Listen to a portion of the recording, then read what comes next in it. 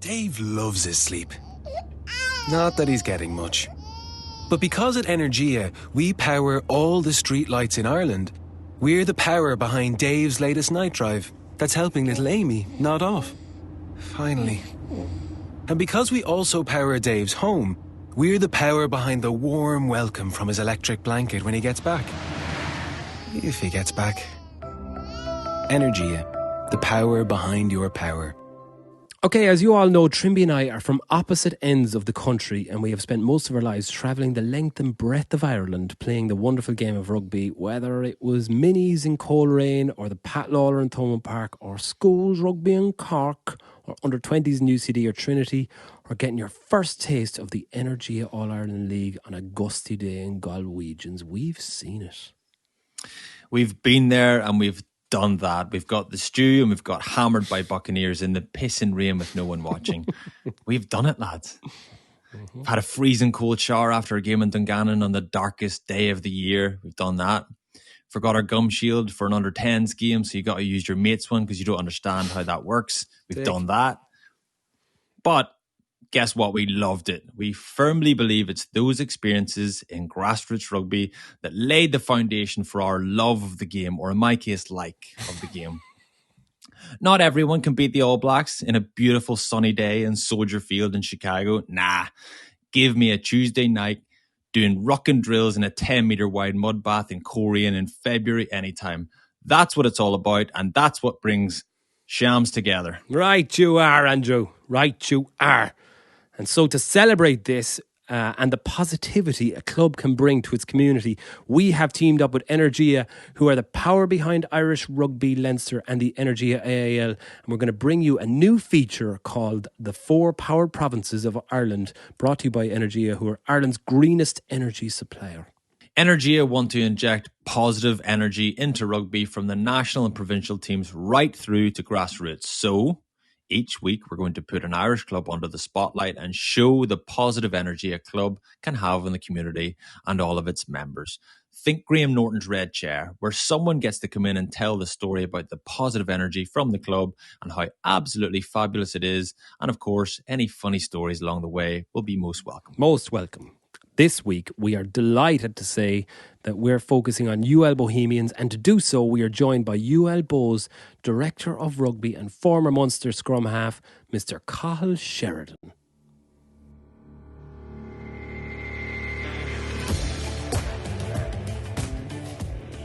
Cathal Sheridan, affectionately known to his friends as Gings, because I think he has a lovely smile or something like that. Is it? Yeah, that's bang on. Yeah. There it is, the smile. Okay, Director of Rugby, a UL Bows. Ooh, fancy pants. But a Sligo man with a Limerick mammy, and he arrived down to UL Bows into the academy at 18 years of age, keen as mustard, pure chirpy, with lovely frosted tips and lovely freckly face. And a beaded necklace, if I remember correctly. Jesus. Tony McGann once absolutely abusing you for wearing that in a training session, but we won't get into that. I think I repressed that memory actually, bad. Well, there it is. Tell me, how easy was it for you slotting into the UL Bows community and culture as an 18-year-old from the west of Ireland? Remarkably easy. I was kind of forced basically to live with 3 lads, whether I wanted to live with them or not. It was a guy involved in the club. You'll know him as Mike Nix, and he just called me about a week before I was due to come down and said, "Have you got a place to live?" And I said, "I don't." He said, "You do now." And he hung up the phone, and I didn't hear anything from him until I arrived down to Limerick, and he basically forced me to live in College Court for 2 years in a house that, actually I won't say the next bit because I could get him into some legal trouble.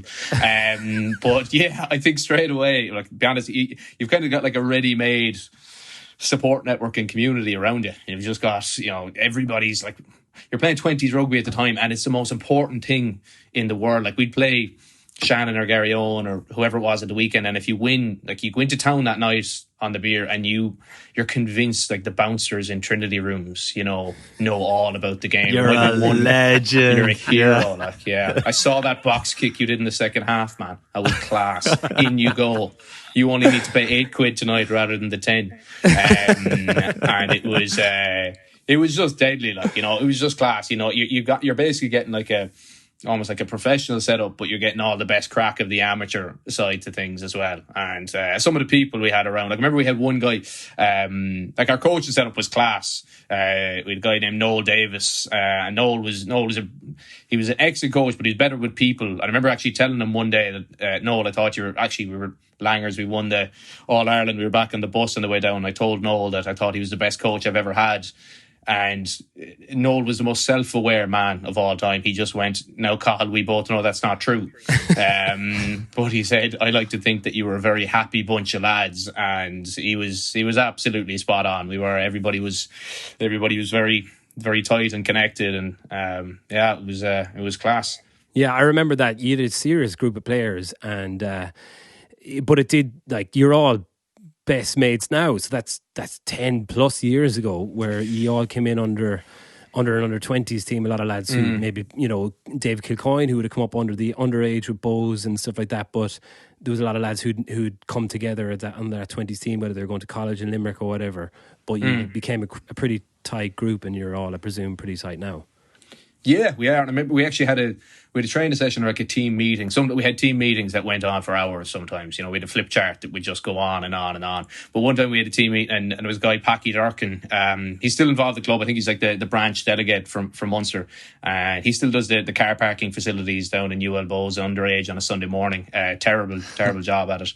But he once said to us when we were down our first month that, if you look around the dressing room right now, there's quite a good chance that you're going to see your best man or your groomsman, the people that are going to be standing beside you at your wedding. And he's wrong about most things, but he was absolutely spot on with that. Beautiful. That they're the guys, and that's been the case for me on a couple of occasions. And providing that the wedding does go ahead next year, a couple of occasions. A couple of How your many weddings. times have you been married? Sorry, I was the groomsman. I should have been more specific actually about that, But he was absolutely bang on with that. And yeah, look, we just said we had a great bunch of lads. As he said there, like the likes of Killer, Tommy O'Donnell, JJ, a few of those guys. Actually, I remember when JJ first came down, actually, as well. Like, JJ had played the 20s World Cup, and he was, the hero, and he was like the golden child. And Cozzy, Ian Costello, was our head coach at the time. And like, JJ was coming in, he was trying a load of mad shit half the time in the games because he was class, and he still is. And we were doing these small little forfeits in groups, and JJ was really, really crap at golf at the time. He's working very hard on it now. All the best, JJ. But he was terrible back then, and his forfeit was a pretty bad one. At some point throughout the season, he'd have to kick Cozzy up the arse. It was a very Bishop Brennan style forfeit. But the rule was that he wasn't able to say why, and if Cozzy asked him what just happened, he just had to deny it ever happened. So he kept putting it off, and eventually near the end of the season, we were just around in a huddle. And in fairness to him, he committed to the kick. Like, he really did. He went straight at it and rooted him up the arse. So did he go toe or laces? Like, did he catch him flush? He was doing the. Did he do his routine? JJ's got a pretty. He's got a pretty interesting routine where he does the nod of approval, doesn't he? Yeah. He took a good run up at it now. And I just remember the shock on Cozzy's face. Yeah, what was his response? Cozzy's like, he just couldn't like.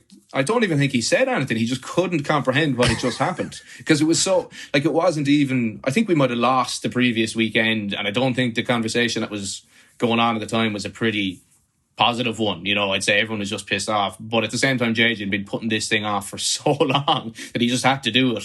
So I rooted him up, and like, as I said, like, JJ at the time could do no wrong, and suddenly Cozzy had been betrayed by JJ.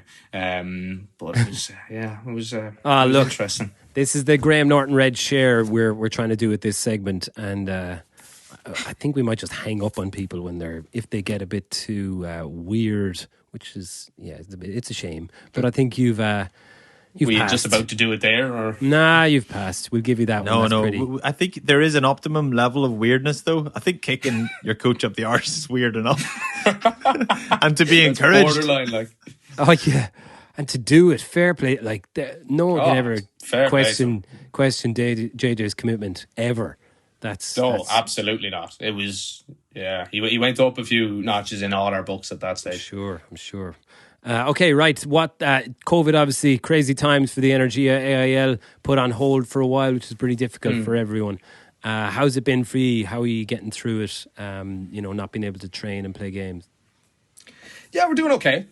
Like it's, I think when games get taken away from you, you very quickly, you've kind of got two options. You either go, okay, we'll just sit on our hands and we'll wait till games come back, and that's the only point of it. But I think you realise very quickly that, club rugby and I suppose the community that club rugby represents, it's more than winning or losing or getting promoted or getting relegated. So there's an awful lot more that you can do, and in particular right now, like our squad, outside of maybe two or three guys that are look like they're in their early 50s, we've a pretty young squad, and it's certainly important for me in my role, and I think across the club that you're trying to look out for lads as best as you can, and we obviously and I just want to take this chance actually as well while I'm here. We obviously had some terrible news. One of our teammates and our good pals passed away recently suddenly, and I know it was mentioned on this show, and it was incredibly appreciated by everyone in the club. I can only speak for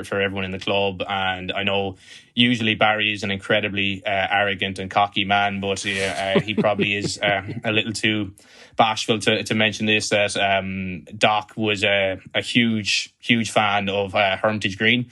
I don't know why, to be honest. I think they're crap. Me neither.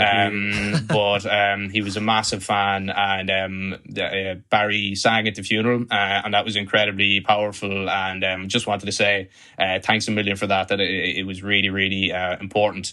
And around that time for us, I think it really highlighted how important club and community was. Like, there was lads around just supporting, people reaching out for each other, and I think young lads in particular, young lads and young girls, like there's often this, this narrative gone around that, geez, they're not able to take care of themselves, or they're not resilient or anything. The next thing, suddenly you throw them in a tough situation, and you see how quickly people can come together and take care of each other, and it's pretty inspiring. So we're just fortunate we got a really good bunch of lads who are really looking out for each other. And we're kind of running a bit of a challenge through our WhatsApp group at the moment, where rather than having to send in, sometimes when you have to send in your fitness session and all that can get really old really fast. We're just sending in, it's almost like a bunch of humble brags by using emojis. So anything that you're doing, like if you're out doing a weight session, great, throw that in. Or if you just happen to have a good night's sleep, throw in the ZZZ emoji. Or, if you've reached out to someone just to ask them how they are, just to check in with a mate, we put in the handshake emoji. There's a few other dodgy ones that have gone in, but I think Trimby has told me that I've reached the optimum level of weirdness, so I don't want to go over that and fall off a cliff. You are a weird man. Your threshold is pretty high. You're a weird man, so we'll rein you in. I know that's brilliant, man. That's I think you're pretty bashful yourself, because what you've brought to the club has been incredible. Not just your rugby experience, but your positivity and just your way with people. So fair play to you. And it's a great club and a great example, from underage to senior, of how important the clubs are to the community. So we do hope you get back playing and training and playing pretty soon.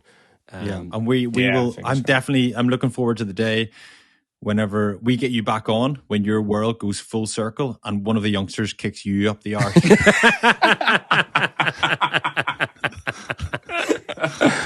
We're laying that challenge. I don't think that'll be too long. We're laying that challenge down right now. You've actually you do realise that you've just set me up. We've tasked them. Yeah. I'm just going to go walking around Anacada or UL over the next while, and random people are going to be kicking me up the arse.